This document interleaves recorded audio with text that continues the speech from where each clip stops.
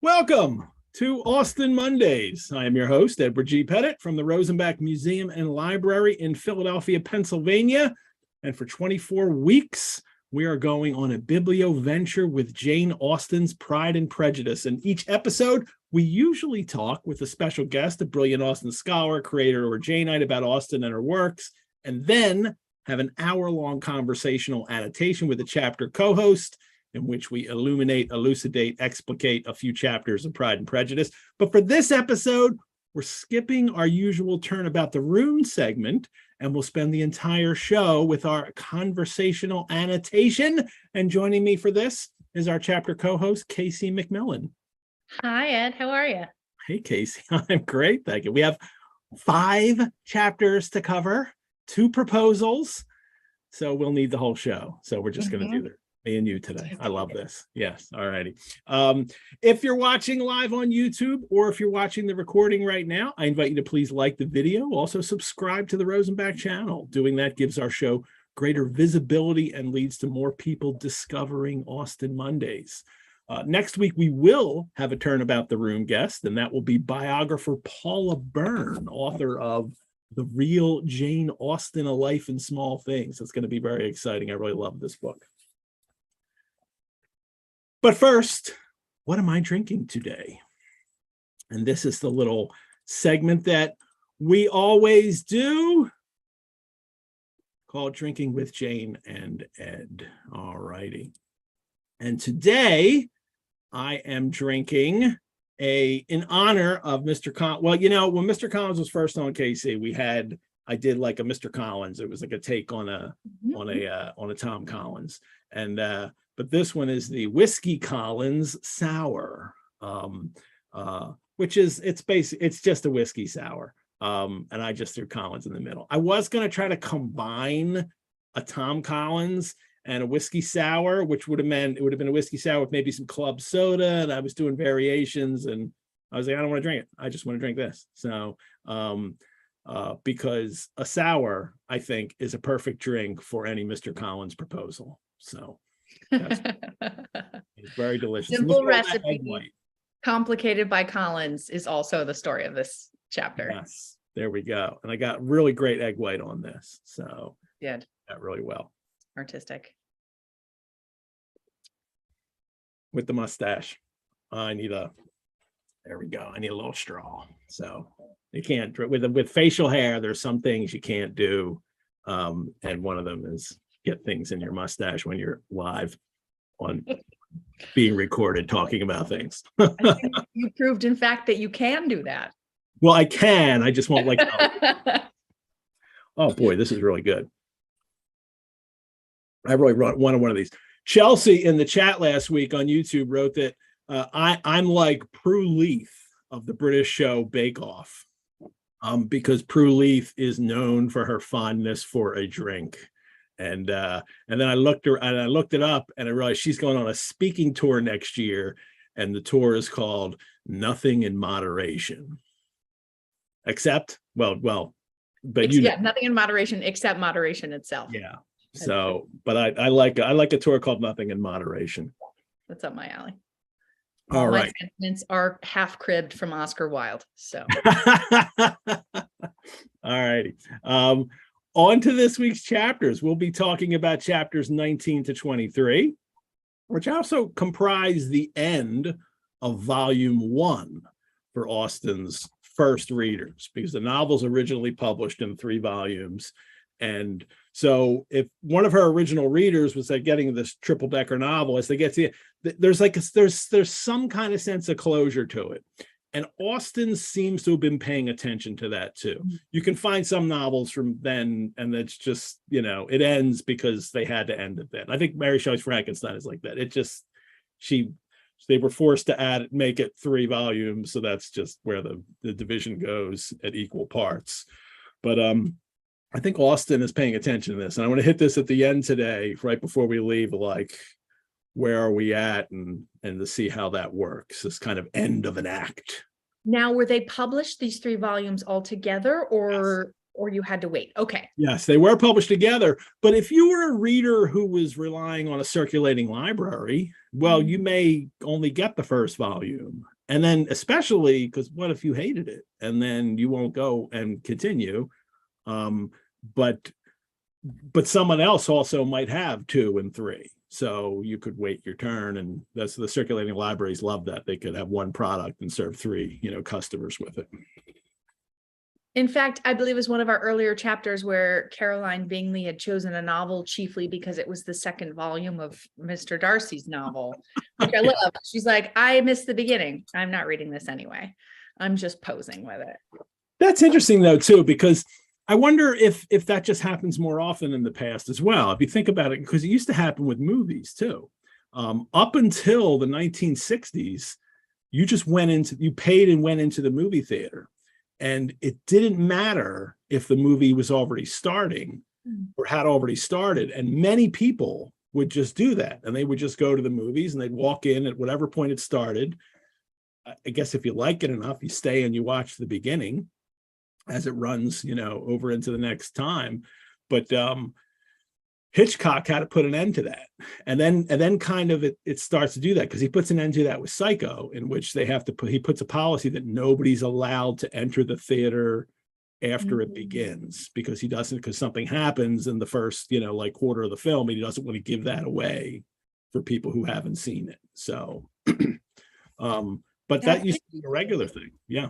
Yeah, I'm interested in the ways that shapes as a maker, whether author, filmmaker, to know that it's going to be circular for so many people, how it shapes things. Yeah, I have long been interested in theater for young audiences, and a friend of mine has little kids, and she said, what I need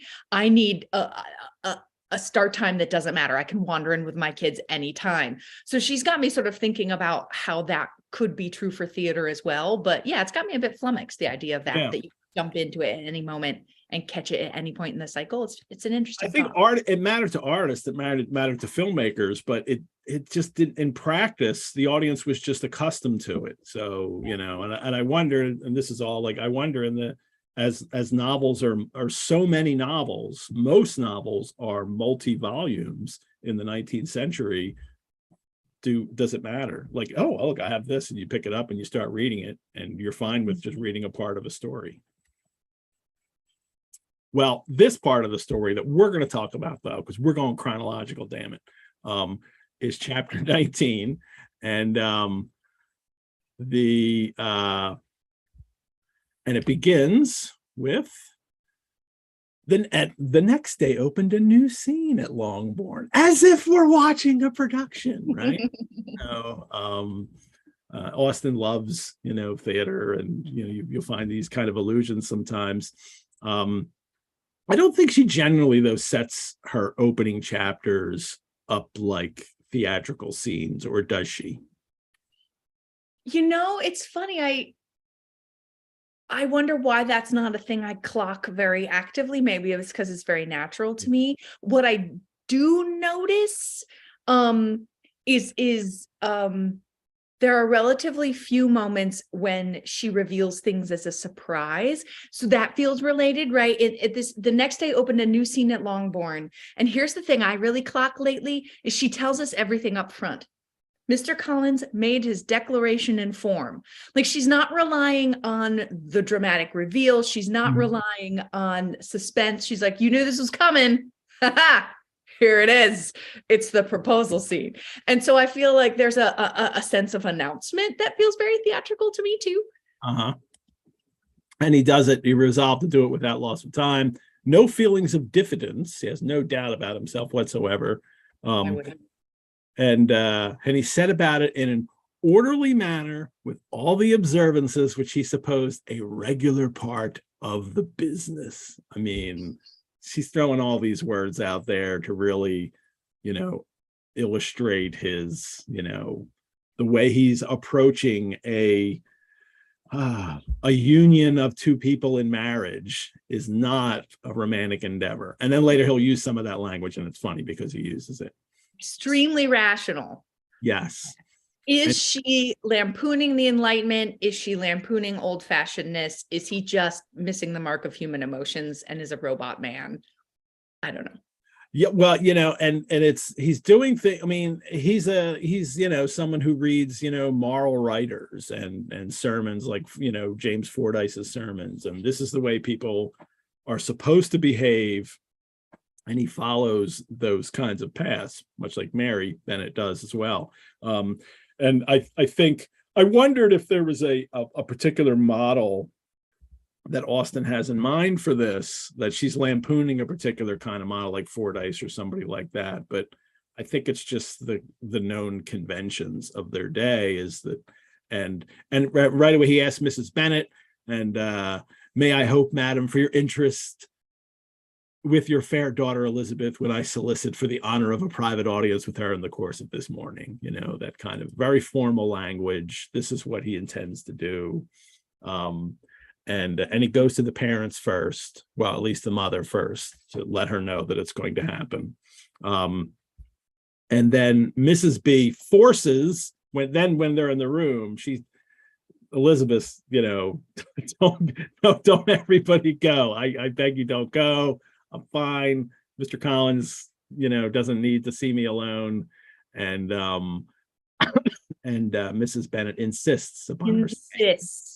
Which, I think it tells me many things about the conventions of the period, right? That there is a hard line, even with all the contempt that Mr. Bennet has introduced into the household for his wife. When Mrs. Bennet insists, Lizzie says she has no choice.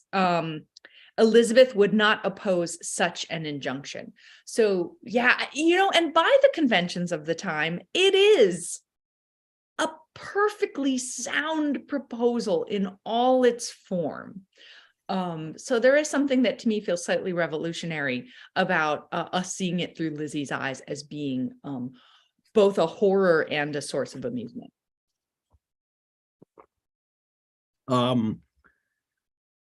He begins with her, and it's well, I like her, and I like her, narrative, the reason and narrative. She would not oppose such an injunction from her mother. Like, okay, like if I'm she's gonna insist I have to stay, but she also thinks it would be wisest to get it over and as quietly as possible, so that she's stuck in this position, and she has to go through with it. And he begins with, believe me, my dear Elizabeth, that your modesty so far from doing you, and right away he's assuming her feelings and how she's reacting, and he's basing it all on these, kind of ridiculous Fordyce-like, versions of the way women behave, and that women have a natural delicacy which leads them to pretend, which may lead you to dissemble. Fordyce, sure. I also get a sense of the Gothic novel in here. Mm-hmm. And the clergyman doth protest too much when he says he doesn't know anything about novels, right? Because some of the behavior that he attributes to her is inherently dramatic and flighty, and like you might find from a swooning heroine in a novel, right? So it just seems suspect to me. Well, he could read Richardson too. And Samuel Richardson, and especially Pamela, and the way she's, she pushes him off when Mr. B, when he's, trying to seduce her. I say this especially because Richardson is the author that Fordyce says novels are horrible, don't read them, except for Samuel Richardson. And he actually praises Richardson. So he would be a novelist that Mr. Collins would be, it's sanctioned to read him. And of course, Austen also loves Richardson. Oh, so therefore, ergo, bada bing, Mr. Collins can't be all bad. Jane Austen likes the same authors. Of course, he likes anything he's told to do by his betters. Yes, absolutely. He says, almost as soon as I entered the house, I singled you out as a companion of my future life, because of course it was Jane's daughter. Yeah. So Jane was the first one that he went for, and then when he found out he couldn't. It was Elizabeth. And had there been a suitor for Elizabeth, would he have like right away said, well, I guess I'll talk to Mary? Maybe I have thoughts on that, but I don't want to interrupt your chronology. This is the moment though where I admit is not the right word, for I have no shame about being a fan of quite a lot of Jaff, Jane Austen fan fiction, and my very favorite form, the form I go to when I'm anxious and need a little mental break from the world is what are they called? Pride and Prejudice variations. Mm-hmm. And when well done, they're so well done and really honor, I think, the spirit of Jane Austen. But what they do is they take a plot point and they just like twist it a little bit. So there is, for example, Jaff, in which Bingley hasn't arrived yet, or Mrs. Bennet doesn't give Collins the heads up that Jane is off limits, and Mr. Collins makes a proposal to Jane, and is, of course, Jane being Jane, received very differently. So I have a note for this later too. Okay, great. We're thinking the same thing. So there's a couple moments in this that we'll hit later. One is the one is about Jane, actually.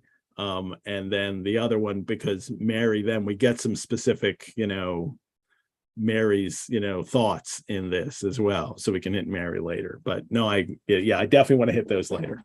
But they're not here yet because it's Mr. Collins stating the reasons for wishing to marry, which is well, no, let's all right. No, because I do like that thread there. Let's start there, talking about alternatives, because this is the point that I almost, as soon as he did think of Jane first, right? So had Bingley, I mean, have you read fiction where Bingley isn't in the scene yet, and then Jane is? I don't remember titles for anyone in the chat now asking. I read too many of them to remember the title. I'm sure someone would Jane have done? What would Jane have done? I want to hear what the chat has to say, which we can't look at because we're in Zoom, but I'm sure Jane, being a dutiful daughter, would have said yes. She would have thought it was her duty. And she herself is too diffident to realize her beauty, her value, what she's throwing away. She thinks too highly of people to call a boob, as Lizzie is able to do. Yeah, I think it would have been a disaster. I think it would have been. Do you think, I mean, Elizabeth clearly would have tried to talk her out of it, but I don't know that Mr. Bennet would have tried to talk her out of it. As dutiful as I think he would have, in a sense. I think he recognizes Jane's value, even if she's not his favorite, and he understands her kind of innocence and beauty, and that she doesn't have to settle for a Mr. Collins. But I also, because we will get conversation later between Jane and Elizabeth, where Jane is as convinced as Elizabeth about the suitability of your partner, and that she really believes that there should be, along with the suitability, there should be true affection. And I wonder if, that wouldn't have upset Jane so much, because there's no way she'd have any affection for it. Like, she may have said, like, well, we can talk, maybe, like she would have explored the idea. But yeah, that's interesting. It makes me sad just thinking about it. We really do come out mostly in this novel. That's not a novel I want to read. At least for other people, there are those moments where I'm like, no, that one's too sad. I'm not going to finish this chat. I will say, at least for other people, Jane is extraordinarily optimistic, because and this is not a spoiler because it's in the chapters for tonight, when Lizzie cannot comprehend that Charlotte and Mr. Collins could be happy, Jane is the opposite. She has every wish, every hope for their happiness. Does that extend to her? Yeah. Hope not. Yeah, I hope not. All righty. Well, he gives reasons for marrying, and they're all numbered: first, second, third. Clergyman set example for his parish. 2, will make me happy. Not his wife. He's like, it will give me great pleasure. What did he say? It would add very greatly to my happiness. And then 3, he says, which I should have mentioned first, was that Lady Catherine de Bourgh said so. You know, and then it's, well, here's what I have to offer. So he's like, here's why I want to get married, and then here's what I have to offer. And one of the best things he has to offer is the notice of Lady Catherine de Bourgh.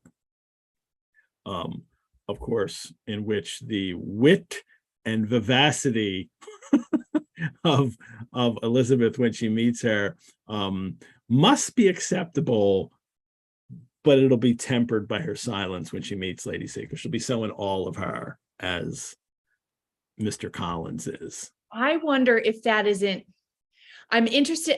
Okay, so if I were directing an adaptation of this scene, one of the things I would be very interested in talking about with my Mr. Collins is the extent to which he is oblivious to reality versus the extent to which he might be trying to reshape reality. So there's definitely a version of him where he is absolutely oblivious of like, this is all going to be great. I don't even notice that you seem unhappy in this moment.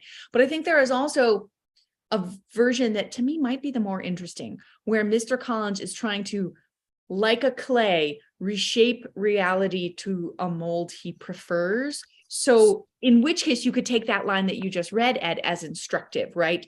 Your wit and vivacity, I think, must be acceptable to her. And this could be an instruction, right? In the mouth of the right actor, especially when tempered with the silence and respect, which her rank will inevitably excite. You know, if that is an instruction rather than just an assumption, I think that's interesting. Do you feel what I'm getting at?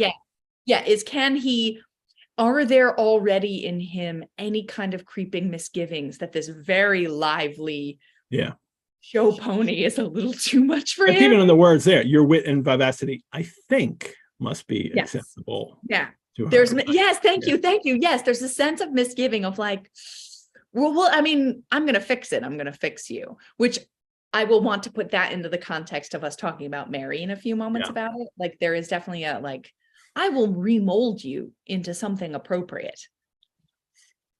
Well, he has also general reasons, which he now gives, and the final. Well, you know, like and the big one is that he's going to inherit Longbourn. So I'm being very generous in my offer of marrying you, since I'm going to, since your father's going to die, which he mentions twice. Unmarried gents out there, definitely introduce the mortality of your future father-in-law into your business. Like it's a winning move. Super hot. Especially when it's the favorite, especially when, this is the daughter who's, totally loves her father. And he's not concerned with fortune at all. I'm so not concerned with fortune. I know exactly how much I'll get from marrying you, £1,000 and 4% interest on it. Like he knows the percent that she's getting on her inheritance. So. I'm so unconcerned. I'm going to devote an entire long speech to it. and I'll never trouble you with any ungenerous reproach when we are married. Right. I promise. He never even asks her. It's just that part. He is just, he's just, he doesn't actually ask her. He just, goes on with it all. And that I think is obliviousness rather than trying to reshape. Yeah.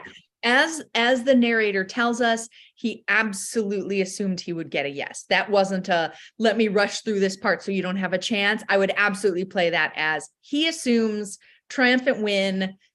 We're it. Yeah. Mm-hmm. There was a comment here that was relayed over from Joan D, and she says, in so much fan fiction, Collins is usually unclean and smelly as well as absurd. I don't think he would be. That to me doesn't go with the character himself. Like he's a fastidious person. But if you want to convey certain characteristics about somebody, then that's certainly, a way to impress that upon people. Yes. Sorry to interrupt. Well, but John also says, and then I'll hit you with commentary on this too. In some, he is also abusive to Charlotte, which also angers me. Charlotte is truly a good person, does not deserve to be portrayed being abused. So, We Yeah. might really be heading down the, down the road here that's not this novel. Yes, there are a few that I have abandoned, or there was one in which I stayed with. I have a few very favorite authors, and I'll follow them through anywhere they take me. But yeah, there are a few in which his physical person is offensive and abusive, and that's hard. I will say, far be it from me to criticize David Bamber of the 95 Pride and Prejudice in anything, but as a directorial and costume choice, I find him a little too unctuous. Yeah. A little like he's not described as oily, just officious. Yeah. And I think the way he is overplayed, the way he looks and everything, it is much like the way Mrs. Bennet is in that. And then it's just this kind of, let's get the most out of this that we can. And, but yes, he is like greasy and sweaty. And so in that adaptation, it does carry that physicality, that visual does carry the point for sure. Yes. For sure. Yeah. Now as he's checking off, can I just point out, as he's talking about all that she is not worth, and now nothing remains but for me to assure you in the most animated language of the violence of my affection. Yes. The qualifier of nothing remains before violence of my affection is just beautiful. And that's part of that language. I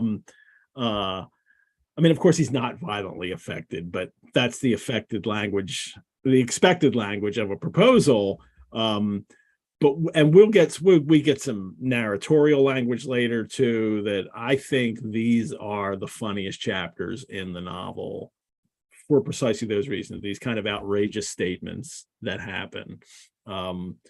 It's satire is, more than just, jokes. I love that one too. The violence of my affection. So yeah, it's like who he is. There's a super satirical version in my mind's eye where he has a little notepad and he's literally checking off like what makes, right, the sense of preparedness in him, like what makes a good proposal. All right, oh no, nothing left but the violence of my affection. Check. So we've got his reasons that he gives to Elizabeth why he wants to, marry and why he's chosen her, of course. So let's stop here. Why does Mr. Collins want to marry a Bennet daughter?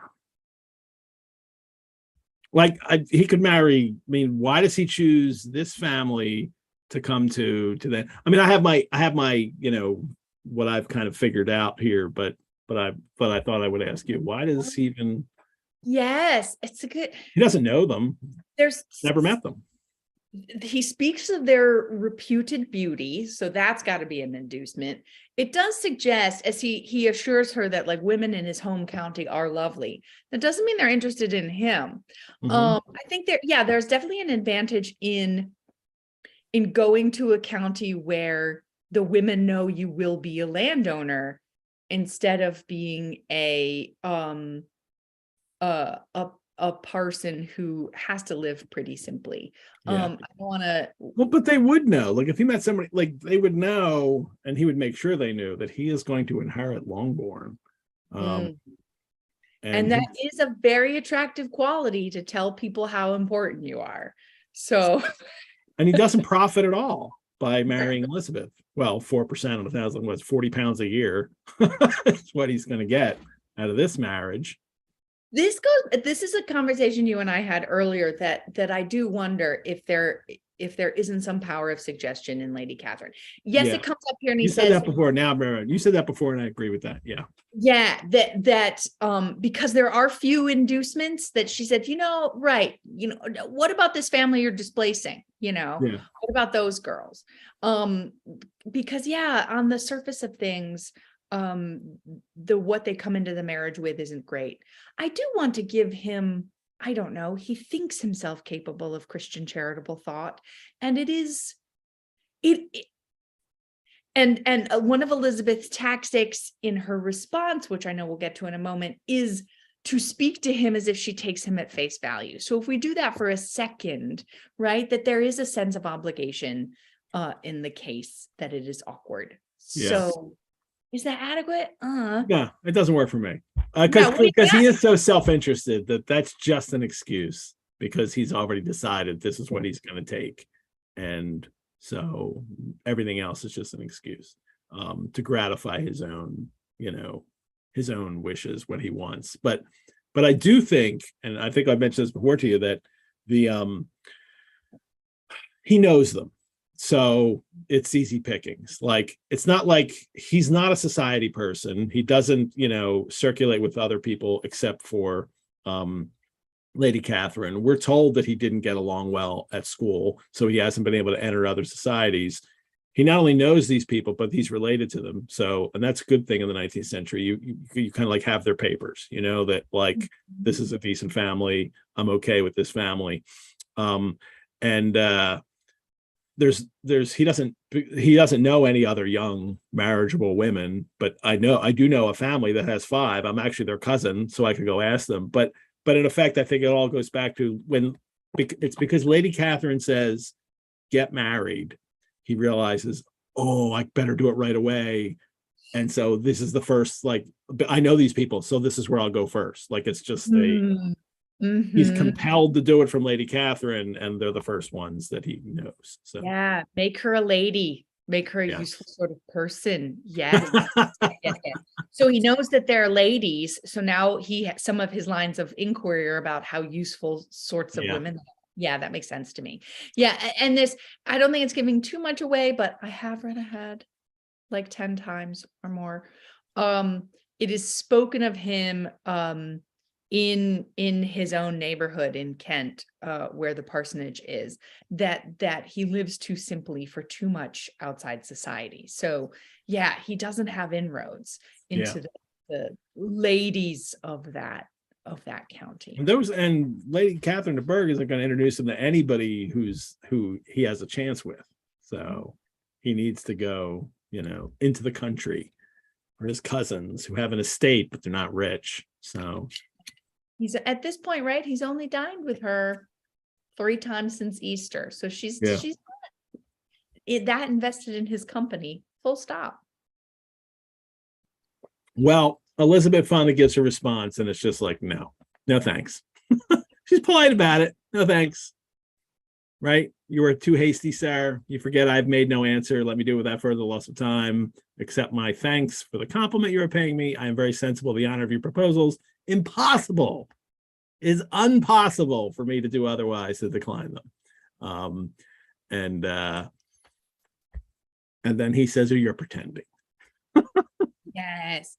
And so there's a really interesting thing that, first of all, I love that she meets his rationality. She meets his transactional language in saying, look, and she attempts to help him save face. She says, look, you have discharged your duty to my family. I know that's why you're here. I appreciate that. You have done. To ascribe to him good intentions in this way helps him save face if he'd accept it, but he won't. And so he sees this as part of, elegant ladies saying no, which, that feels like that comes from a novel to me. She's even smart enough too to recognize that she's like, and Lady Catherine wouldn't even like me. I'm persuaded she would, find in me every respect ill qualified for the situation. Like Elizabeth, like she listened to him, and she's like, all right, I'll hit him with, he can't marry someone Lady Catherine wouldn't approve of. Yeah, it's a good right? She knows, right? She understands people when she chooses. She also misunderstands people when she allows herself. But in this, he is a figure of fun, is easy to make out, and she's made out his priorities and knows how. And still, it's not enough. Yeah, he's like, don't worry, I'll talk to her. Oh, don't worry, I'll talk to Lady Catherine. I'll let her know about the true delicacy of the, and he'll be, he will. Where does he say that exactly? Well, he says that he'll talk to her and that'll be fine. And then she's, no, I'm not, like you must give me leave to judge for myself, and believe what I say. The and then she's, and then he keeps going on, and then she's replies with, really, Mr. Collins and Elizabeth, with some warmth. She's And losing it. yeah. And then he can't believe it, and he tells her what, and then he has a list of, this is why I can't believe it: my situation in life, my connections, my relationship to you, and also maybe no one will ever propose to you again. So I think that one's worth remembering, first time readers. yeah.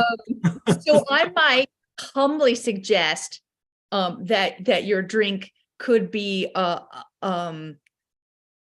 also nicknamed the Honest Collins, for the Honest Collins would be sour, right? So this is part of the Regency standard proposal. And again, I'm no scholar, this is just stuff I've picked up, is to say, oh, your delicacy of feeling, to attribute ladies modesty, hesitancy, that on the man's part, a show of his own modesty is to say, of course you're going to say no because you're the best. This is standard proposal language. And so this moment that you just pointed out, Ed, is where he veers for that, to say, part of the standard proposals, of course, everyone's going to want to marry you, so you're going to say no to me, to say it's by no means that you will receive another proposal. I am equal to you. This is where he veers for the first time from the standards of the convention, to really say the quiet part out loud, which is one of his favorite things. I mean, he's trying to convince her by this point, right? She's basically said, "Are you nuts?" And he's like, "But I am irresistible." And here's the list of why. See, right? Yeah. In form, Jane Austen is telling us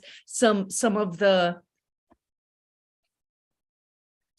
calm is burning off for both of them, right?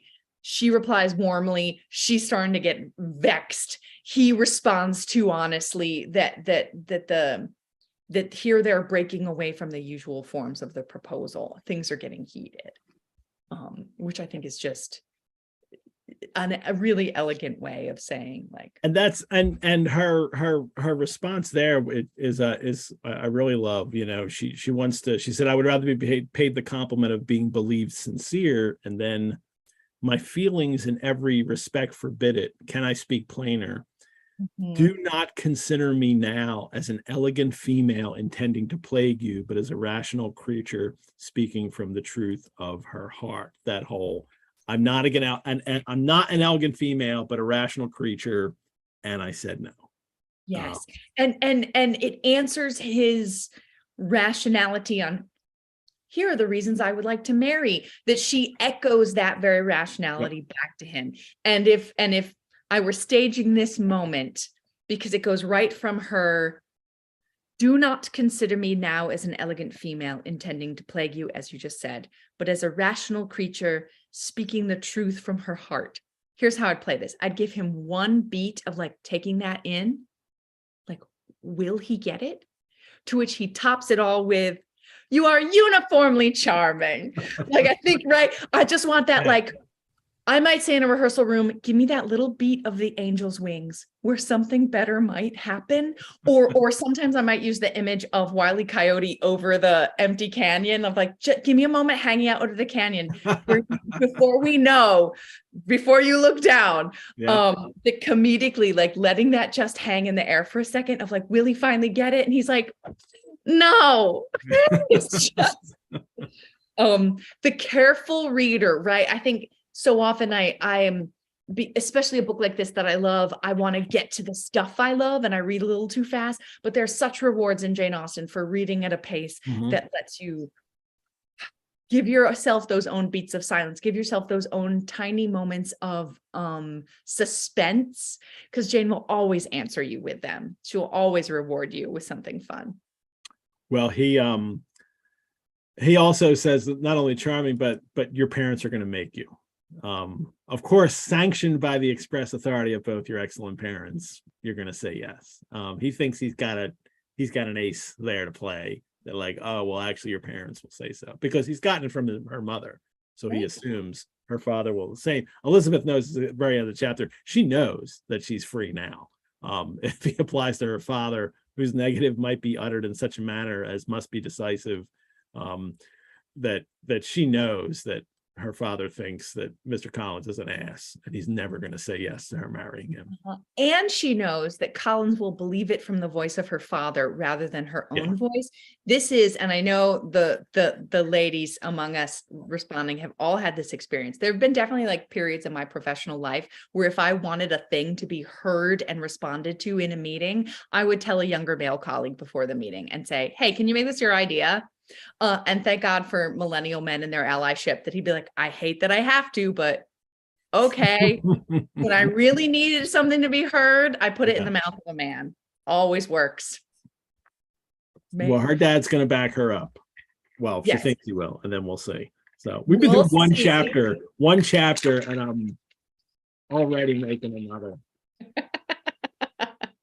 You were ready to go. The fact that it was there, ready to be shaken, means there was never any doubt. I made another one so I could just add ice and shake it up.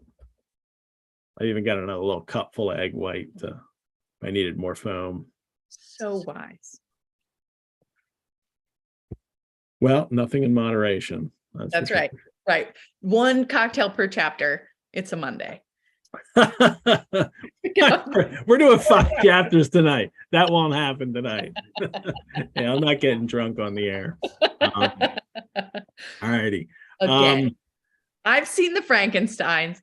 There you go. The next chapter now, chapter 20. Mrs. Bennet's been listening outside. Well, but she hasn't heard anything. She's just been waiting. And as soon as she comes out, she rushes in. Congratulations.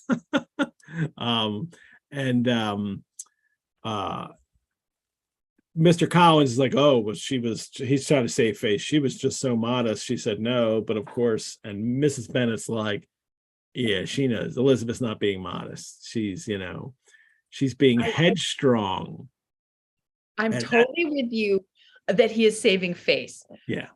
But I might playfully suggest if that were unconscious on his part, if he were to approach, and we don't see this scene often in the adaptations, if he were to approach her and saying, yeah, unironically, it went great. She of course refused me at first. If he has no idea that it didn't go well, if he doesn't know that he's saving face and the alarm plays out only on Mrs. Bennet and she has to teach him alarm, I think there's something really fun in that. Because later he actually shows that he's very concerned with what people will think if they know something. So we'll see that when it comes to when he's sneaking out of the house to go see Charlotte. But here she's headstrong and he's like, headstrong. And now he's suddenly doubting whether or not this was a good choice. He didn't expect her to be headstrong. What does Lady Catherine call her late in the novel? Obstinate, headstrong girl. Obstinate, headstrong girl. I know. Yes. Put in the chat if you have a tattoo of that, because I know some of you do. There you go. At least you have the tote bag, as I do. All righty. Mrs. Bennet rushes off to Mr. Bennet.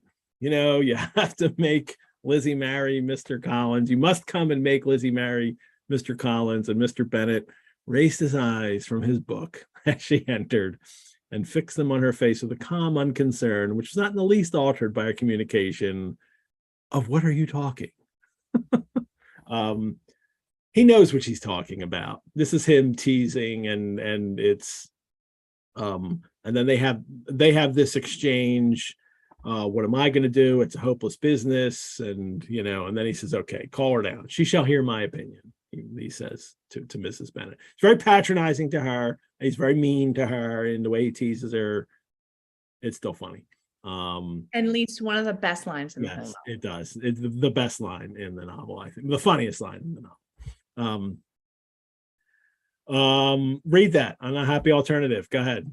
Okay. All right. I'm apologies to actual English UK speakers. An unhappy alternative is before you, Elizabeth. From this day, you must be a stranger to one of your parents. Your mother will never see you again if you do not marry Mr. Collins. And I will never see you again if you do. Always a funny line. It's especially funny in the 95 BBC. It's because he's so good. Yeah. And so that's that. Elizabeth wins. She knows that, oh my God, this is great. I don't have to marry him. And then I love he gives Mrs. Bennet two rules. Number one, I get to think what I want to think, and number two, this is my library. Can I please have it to myself? You gotta go. Would have been hilarious in an old Lubitsch comedy of the 30s or 40s. Now it seems a bit mean-spirited, but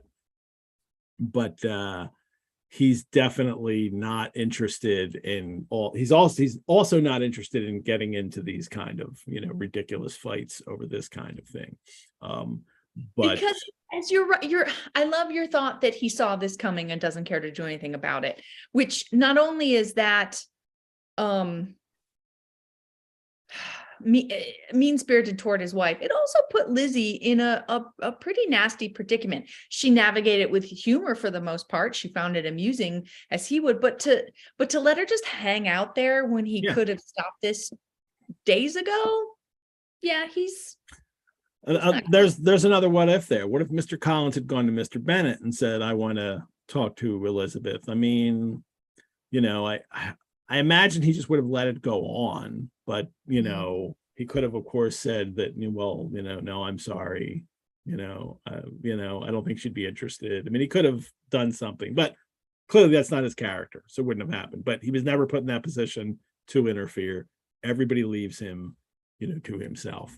Well, his wife had persuaded herself that her husband regarded the affair as she wished. Maybe there's some part of her, like Mr. Collins too, is trying to reshape things of like, I will reassure you that this will go great.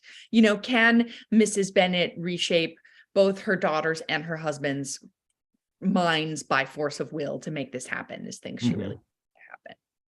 Yeah. Cheryl had a question here that if Mr. Collins had come in and had evicted the Bennets, would that be more in character for him? He can't evict the Bennets. The estate is entailed to him, meaning that Mr. Bennet has to die and then he gets the estate. But I get what you're saying, that it would have been that to not go and propose to one of the daughters and then just come and take the estate.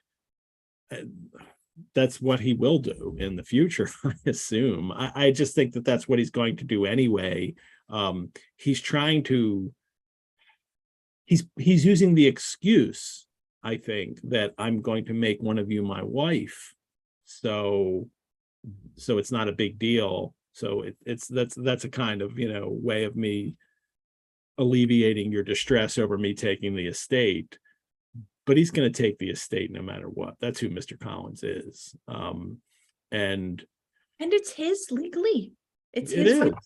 Well, but he's related to them. He could, of course, take care of them. He could come in and say, please live here with me. I mean, he would have had options rather than just evicting them, but I'm pretty sure he would have evicted them. Yeah. I agree. So, right. It's Austen doesn't make it explicit of the relationship between his faith and his vocation and his actions here, but it feels to me all along the margins of the most Christian thing I can do is come take one of them as my wife and property. And that done, he's done all that he could possibly be obligated to do in the eyes of God. Yes. The Mr. Collins is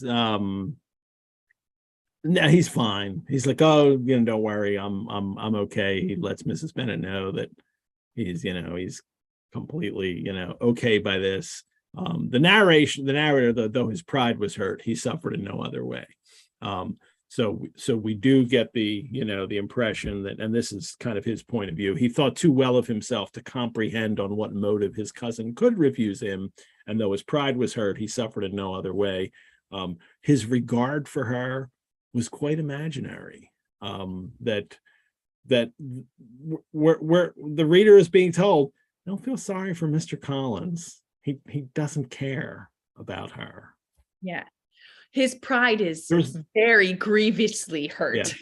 Yeah. So he's not, go ahead. that's not to say he's going to get over it fast. His pride is nearly mortally wounded. It'll keep coming up. But yeah, I love that he starts in this chapter speaking of her refusal as an evil. Yeah, anything that he doesn't like is also, ergo, bada bing, against the Lord himself. Well, he's there's no violence of his affections. That's, like, he's not really affected by this at all. Just his pride is hurt some. And while the family were in this confusion, Charlotte Lucas came to spend the day with them. And Charlotte helps out. Enter Charlotte Lucas. Mrs. Bennet, of course, is never going to speak to Lizzie again. We know that that's not going to happen. But Charlotte, she uses a lot of words to tell Lizzie she's never going to speak to her. Because if she didn't speak to her again, she wouldn't be able to constantly tell her how disappointed she is in her. So she needs to. And then Mrs. Bennet tells everybody to leave, but Charlotte stays in the room. Well, Lydia stays in too. But for Mrs. Bennet to talk to Mr. Collins, and it's Charlotte, detained first by the civility of Mr. Collins, whose inquiries after herself and all her family were very minute, and then by a little curiosity satisfied herself with walking to the window and pretending not to hear. Charlotte's heard what's happened. Charlotte knows Elizabeth's never going to marry Mr. Collins, and she's going to hang around and see what's going on here. Mm-hmm.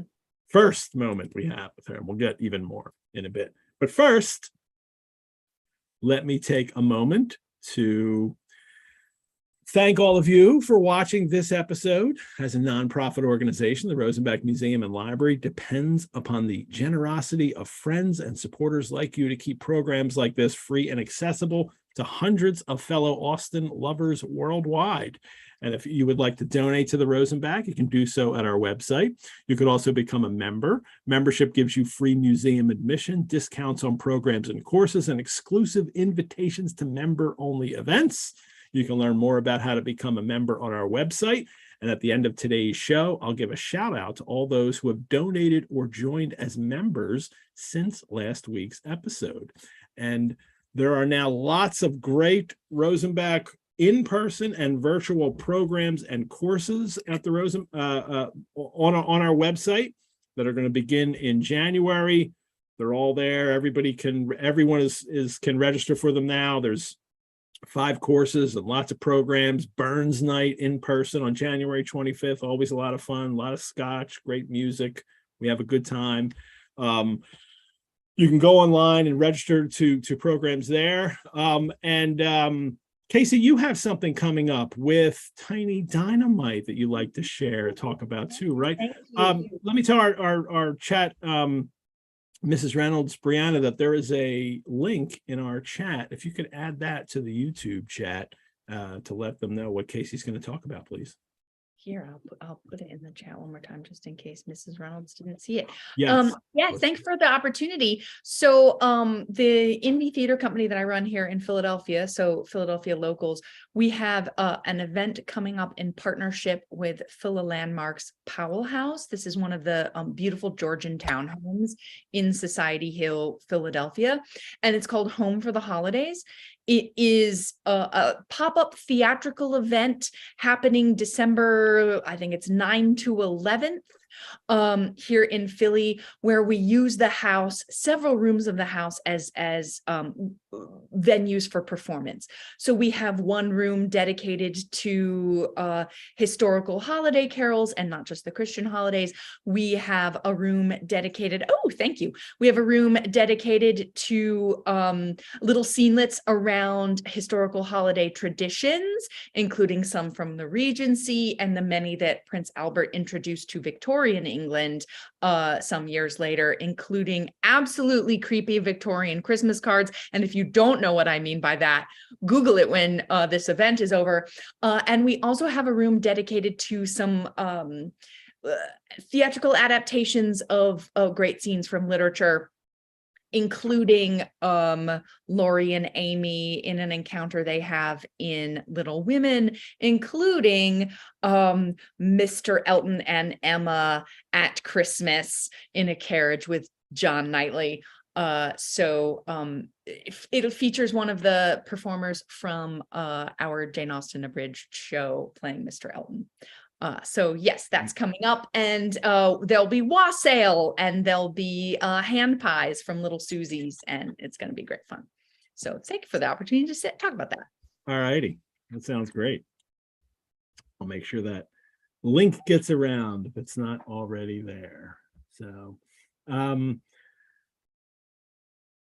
with the chapters. Chapter 21. Charlotte is helping Elizabeth. The assiduous attentions which he had been so sensible of himself, this is Mr. Collins, were transferred for the rest of the day to Miss Lucas, whose civility and listening to him was a seasonable relief to them all, and especially to her friend. Charlotte's making herself very helpful to her friend Elizabeth by taking all of Mr. Collins' attention. And he's staying. It doesn't matter that he's been given the no. Made plans to stay till Saturday. I'm staying till Saturday. Stay until Saturday. Why change a plan? Well, we get a little reprieve in these chapters from Mr. Collins and everyone because the girls want to go to Meryton. The girls walk to Meryton to inquire if Mr. Wickham were returned, and Elizabeth gets to see Wickham. And to Elizabeth, however, he voluntarily, but she's, he joined them when they entered the town, and Elizabeth wants to know right away why he wasn't at the Netherfield ball. And he voluntarily acknowledged that the necessity of his absence had been self-imposed. I had better not meet Mr. Darcy. It might be more than I could bear, and that scenes might arise unpleasant to more than myself. That Wickham really thinks about other people. So there's one reading that is sets up in contrast the Enlightenment thinking, the rationality taken to ridiculous measures of Mr. Collins' proposal. And then right away, we have this beautiful contrast of like Mr. Romanticism, Mr. Sensibility himself, Mr. Wickham, who's like thinking of other people, whereas we've just encountered Mr. Collins for 2 chapters, thinking only of himself and his own happiness. Does that, I don't know, what would you call it rather than sense and sensibility? Nonsense and sensibility. Like, will that hold up for us? We'll see. But certainly I think for me, Jane Austen is right away popping in of like, there are alternatives. They're handsome and romantic, and they think about other people. And Elizabeth is totally buying it. She highly approved his forbearance. And then during the walk, he particularly attended to her. She felt all the compliment it offered to herself that he would be spending his time talking to her and not the other sisters or any other women. And it was most acceptable as an occasion of introducing him to her father and mother. That's expectations right there. I'm going to introduce this man to my parents means I hope I'm going to, it's not like I hope I'm going to get involved with this man. I'm hoping that this man might want to marry me. I tend to agree. Yeah, that's what it is. And right on the heels, right, of what is it? What we have that like jump ahead in time. Or no, that comes in a bit. But yeah, Mrs. Bennet is very angry. So yes, let's bring this very dashing officer in his beautiful red coat. Mrs. Bennet will like that. She still likes the uniform. She still likes the red coat, she says. Every woman in town likes Wickham, and he's chosen Lizzie. Yeah, this is right in this moment. Isn't Jane Austen telling us, hold out for romance, hold out for sensibility? Maybe sometimes he can't come to the dance because the rich villain has kept him away, but hold out for him. Have faith, he'll be back. It is surprising that she doesn't make more of it, though. We just get that one line. She, that she's, an occasion of introducing him to her father and mother. We don't get that. It doesn't get played up. That's not, Austen doesn't go down the road of really solidifying our expectations of Lizzie, of Elizabeth and Wickham maybe being, but it's there. It's clear in the text, but she doesn't overplay it, and she doesn't bring it for a scene for us to really see. So I'm a little surprised by that. I have nothing more to add at this time. Good. All righty. Well, Jane gets a letter. Jane's gotten a letter from Caroline Bingley and saying they're not coming back. And not only that, but Bingley's going to be hanging out with Darcy's sister, and wouldn't that be great if wouldn't it be great if my brother married Bingley's sister? And being completely mean, and this kind of we get this slow revelation of this through the chapter, and what it does is it gives us this kind of way of seeing how Jane reacts, and then how when she thinks everybody's innocent and nothing's happened, and Elizabeth's like no, and she has to try to convince her over the course of each revelation that Caroline Bingley doesn't like you and she's being mean and she's trying to get you out of the picture. And Jane is completely deceived by Caroline. She thinks that she's, a good friend and has nothing but good wishes for her. And I guess it ends with Elizabeth. Well, Elizabeth knows that, like she says, we are not rich enough or grand enough for them. Not for Charles Bingley himself, not for Bingley himself, but for his sisters, and for Darcy, of course, too. Who Elizabeth lumps in with them. And she says eventually that, Jane's like, well, what do I do? I can't, if I wouldn't, if they didn't like me, I wouldn't want to, or if they didn't want me to intrude because they want him to marry Darcy's sister, what should I do? And Elizabeth's just basically, you got to decide for yourself. You must decide for yourself, not worry about what other people think. Your happiness depends upon yourself. And Jane agrees right away. That makes me think Jane also is a little affected by reading too many novels. Is that like, what do I do? His family doesn't want me. And Lizzie's like, you know, you'd marry him anyway. And she said, well, of course I would. That there seems to be something in Lizzie that's like trying to deflate the melodrama of like, no, this doesn't mean what you think it means. Everybody calm down. He'll be back. It's fine. Puncture, I think. Is Jane just like Bingley? Is Jane and Elizabeth like Bingley and Darcy? I mean, we've got the pairings already in here. I mean, is Jane just okay with, just as Bingley over time is convinced by Darcy to do things and make decisions? This is the reason, and to think that like Jane never would have married Mr. Collins. Like, is she also just as influenced by Elizabeth and her, knowing that she is, wants what's best for her and has good advice, and maybe she is just the same as Bingley? I love that. I think that's it would be nice. It's a lovely thing to consider. She does say, I do say what I don't know where in the novel, I'm not spoiling anything. I do say what I think, I think Jane herself would say no to that, but you're probably right. She's easily influenced. there's something in this that comes up in this relationship. And I may be getting ahead of us just a little bit into 22, but there's something in when Jane says, "Oh, is there any other way to interpret this? Caroline is trying to warn me and she is my dear friend." And, Lizzie says here in this chapter, but yeah, there are other ways to interpret this. And it's in this sequence of events as they talk about it that Lizzie, maybe she's being facetious, but Lizzie says something effective like, "I had no idea you were so good. I had no idea you were so good and so disinterested as to see people always in their best light."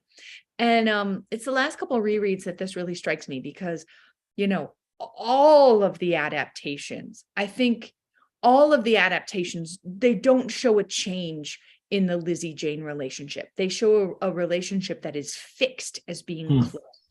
But it's recent rereads that I'm like, oh, I think there's something interesting that the novel is giving us there in the fabric that maybe we miss as readers, those of us who saw the movies and miniseries first, that there's room to grow in Lizzie and Jane's relationship, that Lizzie is actually starting to see aspects of Jane's value that she hasn't clocked before, or else why would she say them? And in so doing, it makes what's about to happen in this next chapter between Lizzie and Charlotte more powerful, profound, and tragic, is that their relationship must change by virtue of Charlotte's choices. And it creates an opportunity, Jane Austen seems to say, of Lizzie to get more interested in Jane than she ever has. And it's just funny how for those of us who encounter the adaptations first, there can be a misread of Austen herself. Does that resonate? Do you know? No, yeah, absolutely. Yes. And because we're going to hit that now too. Let's just hit that and then keep that idea there. That chapter 22, the Bennets have to go to the Lucases. And again, during the chief of the day, was Miss Lucas so kind as to listen to Mr. Collins. And Elizabeth took an opportunity of thanking her. "It keeps him in good humor," said she, "and I am more obliged to you than I can express." Do you have a text there? Do you want to read that next paragraph? Oh, yes. Charlotte assured her friend. Yes, Charlotte assured her friend of her satisfaction in being useful, and that it is amply repaid her for the little sacrifice of her time. This was very amiable, but Charlotte's kindness extended farther than Elizabeth had any conception of. Its object was nothing else than to secure her from any return of Mr. Collins' addresses by engaging them toward herself. She's ready. This is ready. The next. What's the next line there? Such was Miss Lucas's scheme. And appearances were so favorable that when they parted at night, she would have felt almost secure of success if he had not been to leave Hertfordshire so very soon.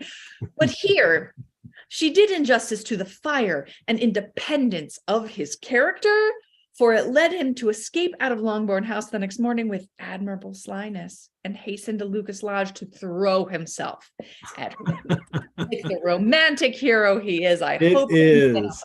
That's that satirical tone from the narrator that I really love, because that's not anybody's point of view right there. That's not free and direct discourse. That's the narrator making fun of a character for our benefit. Yes, I believe the literary term you're searching for, Ed, is shady as hell. Yeah. Yeah. As Charlotte herself is, I think it starts, I think the spark of that starts with Charlotte herself and her scheme, her perfidy here. Yeah, it's I'm interested in, I have a different read on Charlotte every time. I think that there is the most straightforward and the most sympathetic, which is she's 27 and she has no other prospects, and her family is hinting that they can't give her anything, and her brothers are looking at her funny because they know they're going to have to share her house to house. That the most straightforward is like, oh, poor Charlotte. She has no choice and she's got to seize what she's got. I think there's also a shadier look at Charlotte, right? To claim she could let Lizzie know a little bit more directly, well, I don't have any other choices, but she really plays it close to the vest. She keeps this plan to herself, and that seems shady. I think there's also a queer reading of this too. Well, she knows Elizabeth would disapprove. right away. And I think she is so, and we'll get the language in this chapter too, like how concerned she is for her relationship, her friendship, with Elizabeth, and she doesn't want that to be affected. So I'd love to. I'm gonna ask my queer children about the kind of like, and something going on here that I'm not reading, because they always see that stuff going on. Values Lizzie. Who doesn't value Lizzie more than anyone? I think there's something, I don't know if it's adjacent. The age difference. Charlotte is 27 and Lizzie is 20, and picture any length of their friendship in which Charlotte would defer to Lizzie's judgment. Like, that age difference is a lot. So either it was 17 and 24, right? The age difference is such that I think it's definitely worth reading in that there's something else going on. And we have pointed out more than once of don't necessarily trust Lizzie's judgment. And for first time readers, it's hard. It's like this is what it is, and you completely trust her. So she's very confident. Yes. But Charlotte is clearly someone in a position to recognize that, well, as she said about Darcy at the Netherfield ball, like, Lizzie, this is a man of consequence. Do not slight him. If he's asking you to dance, be nice and go dance with him. This is really important for you to do. That's a voice of someone older of experience. And so we get that difference between not just their viewpoints, but I think it's realistic in knowing that their position in their lives and their age and the experience that they've had. And more on that when we hit the revelation, when Charlotte tells her. But first, it's also I love that this Miss Lucas perceived him from an upper window as he walked toward the house, and instantly set out to meet him accidentally in the lane. That's very funny. She knows he's going to come and propose that morning, and she's literally waiting at the window like, I know he's going to come. I know he's going to come. And he does. And she runs out to meet him. And we get more of that satire, the love and eloquence that's going on in as short a time as Mr. Collins's long speeches would allow. He, before that, has dared to hope that so much love and eloquence awaited her there. She's willing to say yes right away. And we get this very practical, now we're getting her point of view. The lady felt no inclination to trifle with his happiness. The stupidity with which he was favored by nature must guard his courtship from any charm that could make a woman wish for its continuance. And Miss Lucas, who accepted him solely from the pure and disinterested desire of an establishment, is the only reason that she wants a secure home and a future. And that's what he's offering to her. Like, his lists of offerings to Elizabeth sound like, that's the most ridiculous thing you could ever say to me. When Charlotte hears it, and she thinks, okay, that's a pretty good deal.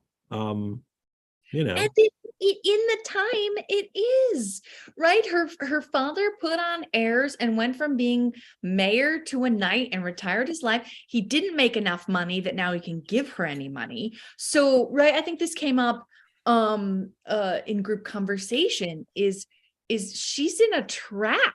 She's in a trap. She's now a lady because her father is elevated to, her father has been elevated to gentry in a temporary way. And if she was to marry a lawyer, she's now marrying down, but they don't have the money to do anything right for her, and she doesn't have the face for it. It's rough. And her father is much like Mr. Bennet in the sense that, I can't remember the exact language, but it's now that he has been elevated, he decided that it was not necessarily proper for him to go on and keep making money. So he stops making money on purpose because he has been elevated. And that's no way to take care of how many kids that they have. They have boys, they have at least 3 girls, 2 boys. I mean, he has too many kids to stop working. Yeah. and be Sir William. And so Charlotte, she goes into this with eyes open too. Mr. Collins, to be sure, was neither sensible nor agreeable. She doesn't even like his company. She doesn't even pretend to. But this is her best shot at some of place. Well, I also like how uncharitable of Lizzie not to see it that way at yes. all. Well, Lady Lucas, she's of course competitive with Mrs. B, and she's like, she loves that this is going on.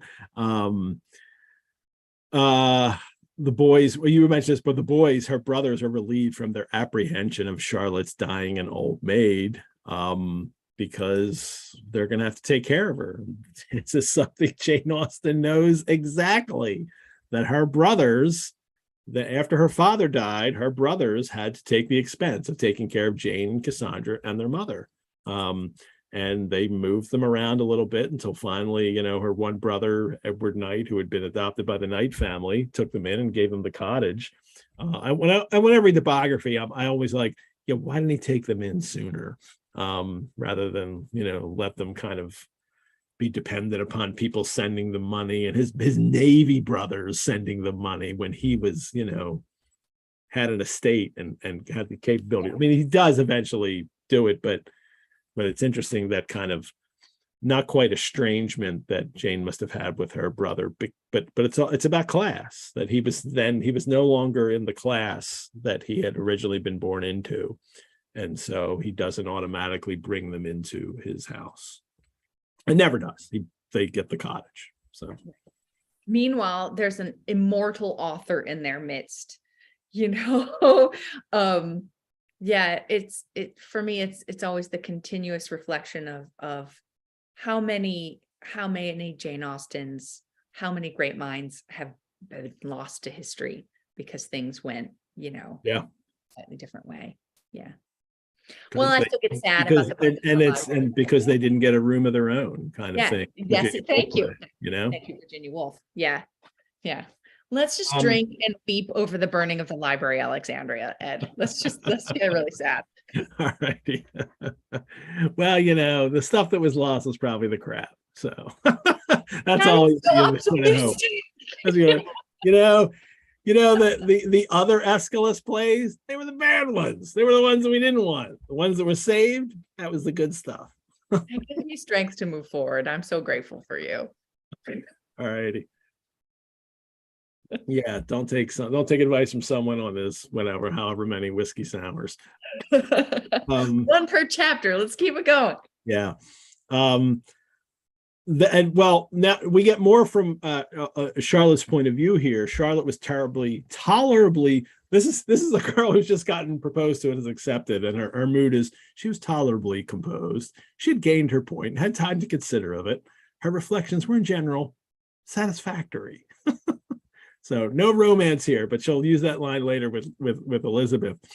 But I have to mention this, without thinking highly either of men or of matrimony, marriage had always been her object. It was the only honorable provision for well-educated young women of small fortune, and however uncertain of giving happiness, must be their pleasantest preservative from want. I mean, this is the counter, to the counterpoint to the opening line of the novel. It's a truth universally acknowledged that a single man in possession of a good fortune must be in want of a wife. This is, a woman of no fortune must be in want of, this a young woman of small fortune. Right. Wants, the honorable provision that can be given her. This is another view of what being, to use Lizzie's words, a rational creature is. It's just painful to our sensibilities and to Lizzie's, but it is no less rational than Collins's reasons for marrying. Maybe they'll get on quite well together. Well, she is worried that this will, it's surprise it must occasion to Elizabeth, whose friendship she valued beyond that of any other person. So she's worried that that's, going to be the problem here. That Elizabeth's feelings must be hurt for this. Well, and I don't think Charlotte gets to know this, but it's even worse than she thought, right? Well, first, I love this little bit about Mr.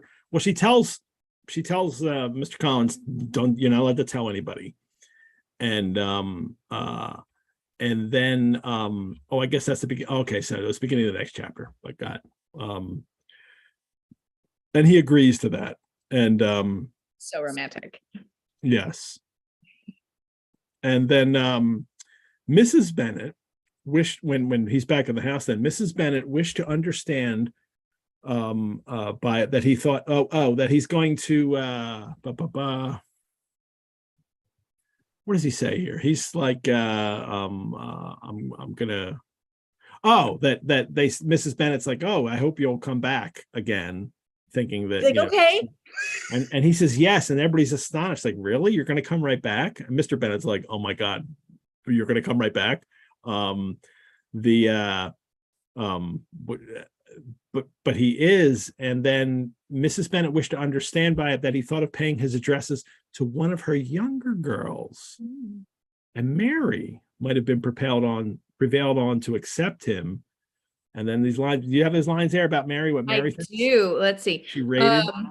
Yes, and here's where I'm about to make my case that all of us who'd hoped that Mary would do well with Collins, no, they would not do well. Mary might have been prevailed on to accept him. She rated his abilities much higher than any of the others. There was a solidity in his reflections which often struck her, and though by no means so clever as herself, she thought that if encouraged to read and improve himself by such an example as hers, he might become a very agreeable companion. I had completely forgotten that passage, and thinking about Mary for this, that she's as proud of herself as Mr. and as deluded as Mr. Collins is. And Austen wants us to know this so we can feel free to, I guess, pile on Mary. Yeah, it's I missed this too until this last couple of rereads this fall is oh, poor Mary. And I'm like, oh no, they both want to be alpha idiot. It would have been bad. It would have been bad. Like she would have think like, oh, I'll bring him around. But in a way, I'm not so sure that would have been an unsuitable situation for both of them. They both would have been just each of them taking the moral high ground always. And I kind of think that would have been their life, is they both would have got to pronounce these sentiments that they've acquired from books and the Bible and would, out of context quotations. And they would have had a lifetime of doing that. And I think that would have been much more happy for the two of them than poor Charlotte. Potentially, save for the sexism that he seems to think of his wife as a chattel. So would he allow himself to be improved by her? Yeah. Where would Mary fall in that though? Like, yes, I would approve, but does she also, because of what she reads, would she also just believe all of the things that kind of, patriarchal society in which you just support all of that? I don't know. So we don't get that much. Yeah. Maybe someone will write Jaff based on our conversation. And sadly, there you go. I do want to point out, since you and I have skipped and Jane Austen has not skipped, that Collins's promises a thank you note. And I feel like if Jane wants, it's going to take the time to put it in there, that we should take the time to put it in here. Depend upon it, you will speedily receive from me a letter of thanks for this. I don't know why it tickles me so well. And he also says, because he's so generous of spirit, he says, I shall now take the liberty of wishing them health and happiness, not accepting my cousin Elizabeth. Yeah. Like, I'm gonna read that letter. Even Mr. Bennet wants to read that letter too. He's like, yes, send me that letter. Yeah. I'd read that over and over again. That would be hilarious. Yeah. Oh, I'm going to prepare you such elegant little compliments, Mr. Bennet. Just you wait. Oh, it's so good. Well, they find out that, no, first it's Elizabeth. Charlotte tells Elizabeth that I'm engaged and that she's engaged, and Elizabeth's first thing out of her mouth, she couldn't help crying out, "Engaged to Mr. Collins, my dear Charlotte, impossible." And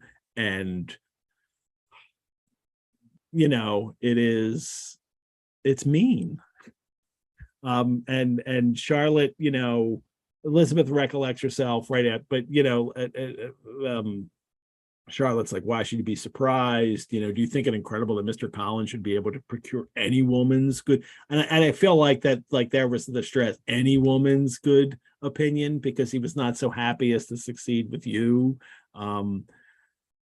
She's right. Elizabeth is mean over this. And she doesn't make any allowances for anyone who thinks differently than she does, even with her beloved Jane, or becoming beloved Jane, right? Her view of how things should be and how people should behave, it always carries the day with Lizzie. And it's a sign that there is some growth opportunities. I'm not going to go so far as to call her mature. There's growth opportunities for maturity for her.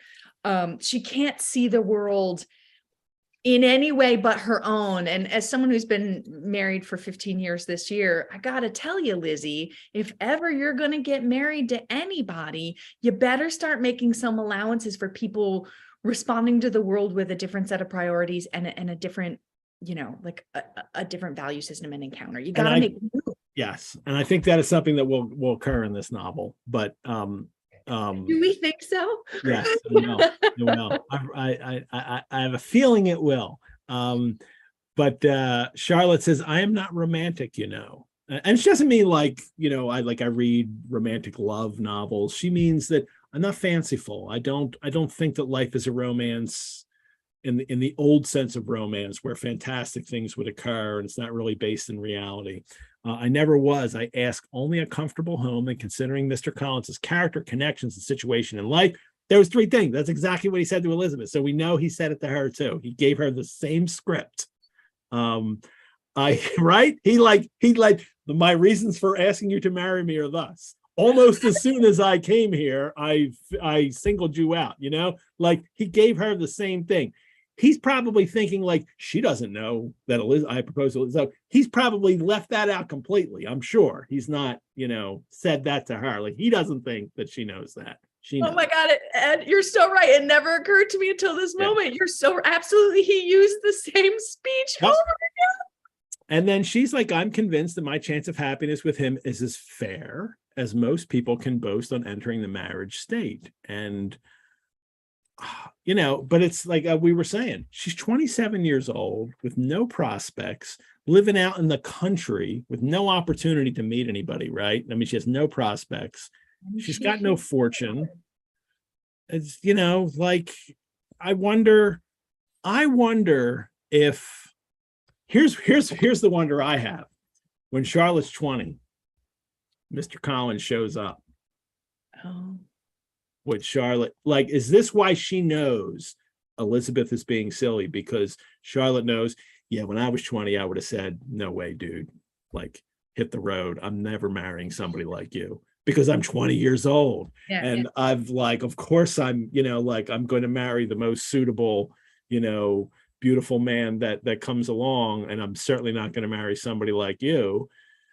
And it's a beautiful question. Yeah, it's a beautiful question. I don't know. I think there are many valid interpretations. I was a bit of a late bloomer and no one fancied me. And so, at 20, when every crush I'd ever had was unrequited, maybe I would have, maybe Charlotte would, but I don't know. But I think your point is very well taken, that when you have a longer runway ahead of you, things look different. And I think it's a good point. But Charlotte seems to say, don't judge me, Lizzie. There are things you don't know. But Elizabeth is interesting. She has this, it was a long time before she became at all reconciled to the idea of so unsuitable a match. And that is partly what it is in this, that it's Elizabeth isn't so, she's not surprised so much that there's no love. I think she recognizes that you cannot love somebody and marry them, but but it's the unsuitability. It's that this ridiculous person could not be happy with, and nor could she be happy with someone who is kind of has common sense and sees the world in a real way. Like, it's the unsuitability. They don't have characters that match. So that's why it will be unhappy. And I think that's a very real way for Elizabeth to look at it. And that she says. So she finds it impossible, yes, to be happy. And it draws Charlotte into a new bucket for her, a place of dismissal and contempt. And opens the way for Lizzie to get closer to Jane. That's my newest read on this. And Elizabeth's so concerned. I mean, she says, that Charlotte, the wife of Mr. Collins, was a most humiliating picture, and to the pang of a friend disgracing herself and sunk in her esteem was added the distressing conviction that it was impossible for that friend to be tolerably happy in the lot she had chosen. So, well, Lizzie, what are your plans for taking care of Charlotte when she's middle-aged and unmarried? Are you going to take her in? She would. If she gets married at all, because she had, we'll get there. We'll get there. Well, chapter 23, our last chapter for this episode. Sir William Lucas appears, sent by his daughter to announce her engagement to the Bennet family, and Mrs. Bennet's like, "What? You're lying. How can you tell such a story? Do you know that Mr. Collins wants to marry Lizzie?" And I love this about Sir William, that his good breeding carried him through it all. He listened to all their impertinence with the most forbearing courtesy, that he's like a nice guy. He's like, yeah, okay. He goes on. He only has good things to say to people and about people throughout this novel. I would say that there's even a satirical eye in this moment too, of like, it takes the patience of a knight from St. James's Court to put up with this. Like he's he's so nice, but also he elevates himself in his forbearance too. Yeah, that free and direct discourse, it really does the work. We get everybody's opinion of what's going on, and I love the Lady Lucas could not be insensible of triumph on being able to retort on Mrs. Bennet the comfort of having a daughter well married. And she called it Longbourn rather oftener than usual to say how happy she was. I mean, the competing mothers for their daughters here. But with Elizabeth and Charlotte, there was a restraint which kept them mutually silent on the subject, and Elizabeth felt persuaded that no real confidence could ever subsist between them again. I mean, that's the sad part here, that Elizabeth really sees that their friendship will be affected, and that's something that we'll need to resolve as the novel goes along. But that's the great fear here that's going to happen. And the fear makes it so, right? Yeah. Her fear that how can we ever be friends again is a will to never be friends again. It's not Charlotte rejecting Lizzie. That only goes one way. And again, there's room to grow. There's room to care about people when they make choices different to the choices you make. Lizzie still needs to learn that. She does. Jane had sent Caroline an early answer to her letter, but she hasn't gotten a response. And, even Elizabeth's starting to worry about Bingley, and maybe he won't come back. Mr. Collins leaves and then returns. And that, and then he comes to Longbourn to stay instead of Lucas Lodge, which really annoys Mrs. Bennet. But it's because but he's not with him very much because the business of lovemaking relieved them from a great deal of his company. Nobody wants to be in that. Nobody wants to think about Mr. Collins in the business of lovemaking. No one does. And in fairness to Mrs. Bennet, I'd hate it too. Like, just stay there. Just go over there and stay. She's really upset. Oh my God, Mrs. Bennet. I mean, this is a low point for her. Nothing is working out as she planned. And Mr. Bennet has a great response. Like she's like, we're all going to be kicked out. And Mr. Bennet's like, don't worry, maybe you'll die first. Yeah. Right. Wouldn't that be great? and I love this line. This was not very consoling to Mrs. Bennet. So I mean, he's being mean, but it's funny. And well, that line especially, that this was not very consoling to Mrs. Bennet. And again, I have the voice in my ear is very, very clearly the 95 Mr. Bennet. Yeah, he just, yeah. And then we finish with the end of this, that she's still railing about the entailment, how anyone could have the conscience to entail away an estate from one's own daughters. I cannot understand. She's right. I get that she doesn't understand the legal process and why this happens, but that doesn't matter. That what she's asking is, how could anyone, your father and grandfather, whoever set up the entailment originally, Mr. Bennet, how could they have done this? And for her, it's for the sake of Mr. Collins too.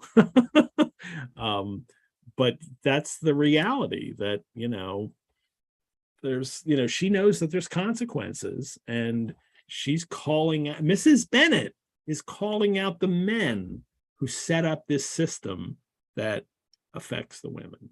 And that's, something that I don't think is all that noticeable the first time reading, because she's so ridiculous. Yeah. A stopped clock is right twice a day. And yes, she takes all of this personally in a way that she willfully misunderstands. And she comes to the point of, yes, we share her sentiment of like, yeah, it's not fair. Not fair. And it leads to such ill. I'm just topping off my drink here. The top off, and it wasn't a third, it's the top off, because there was a little bit left. There was a little bit left there. All right, so that's the end of the first volume. And as I said at the beginning here, though, for first readers, this is a kind of cap point, a kind of end of Act 1. And so I wanted to ask you about that, as I'm using that, theatrical terminology, that we get a kind of, it works for me. Like, this is, these things have happened. It's about the Bennets and Mr. Collins, and we've got introductions to characters, and this is a good place to kind of stop and then go on with more of the story, isn't it? Yes. Yeah. Theatrically speaking, I really appreciate an interval or an intermission, because it's an opportunity for discussion. And sort of the great joy of this experience is that we're having that discussion as we go chapter by chapter. But for the reader, for the viewer, if it's a play, there's this wonderful sense of a breath to reflect. And very surprisingly, my computer's telling me the battery is low, so I'm going to bring all of you into my living room while we plug in a very unexpected way. And I hope for the 1,300 people that are going to watch this in the next week that my house is clean. Great. So yeah, I think that this chance to take a breath and think about what it all means is a really valuable thing. So yeah, first time readers, make sure you take a chance to do that. Yeah. What is this? The consequences of the entail, how does that set us up for the next volume? Charlotte, a minor character, having made a match and make us think about like what marriage is or can be, or where it falls short or where it's painful. Bingley's gone. Like, yeah, this sense of how do we begin this next volume with a sense of like thrust, and what baggage do we carry with us too? And everything's been set up, like all the main threads of this novel we have. I think this is it. Like we've got all the characters, we've got all the main relationships, and now that'll get to play out. We have seen the effects of pride in this world. We have seen prejudice thinking. We've seen characters ignore realities that don't fit. We've seen them try and reshape reality to their ends, and all this is going to be important. Great. All righty. Well, Jay Knights, Thank you all for tuning in today. I want to thank our show sponsor, Lisa Washington. Thanks to all of you who have donated over the last week. Your support helps us bring this show to everyone, create other one-of-a-kind programs and courses, and also helps us to care for our collections at the Rosenbach. I specifically want to thank Phyllis and Mark D. from Philadelphia, PA, and Cassandra G. from Arlington, Virginia, who donated this week. And you can also become a member of the Rosenbach, as did Lynn H. of White Lake, Michigan, and Susan S. of Chilmark, Massachusetts. See that? You don't have to live here to become a member and support us. Rosenbach membership gives you free museum admission if you so choose to visit from elsewhere, and discounts on programs and courses, especially the virtual ones that are coming up, and exclusive invitations to member-only events. You can learn more about how to become a member on our website. Remember, we also have an Austen Mondays Facebook group where you can continue the conversation. Look us up on Facebook and join in that conversation. But also go to the Rosenbach's YouTube account where you're watching this and like the Austen Mondays video, subscribe to the channel, leave comments there as well. I want to thank Brianna, who was our chat Mrs. Reynolds, which is a reference. If you're reading for the first time, you don't know what it is yet. You'll encounter Mrs. Reynolds eventually, who managed our links in the chat today. Next week on episode 10, our Turnabout the Room guest will be Austen biographer Paula Byrne, who wrote The Real Austen, A Life in Small Things, a book that I love. And our chapter co-host will be, who will be? Oh, it'll be Casey MacMillan. Again, hooray. I know her. We're going to talk about chapters 24 to 27. Everyone goes to London. So that'll be fun, Casey. Thank you so much for today and talking to me. And I'll see you again next week, right? It's my pleasure. Thank you. And yeah, for folks who have been participating, particularly in the Facebook chat, I've been enjoying that Facebook group so much. It's so nice to have a sense of community, and following this recording, I will catch up on all your comments so that I can't see right now. So I've been having a blast encountering all of this with all of you. All right, everyone. Thanks to Tucker Christine, who wrote our opening and closing credits music. Thanks to my daughter, Lulu, who shot and created the credits with me. Farewell, readers. Remember to always speak from the heart, especially when odious persons propose to you. Thanks so much, gang. Bye-bye.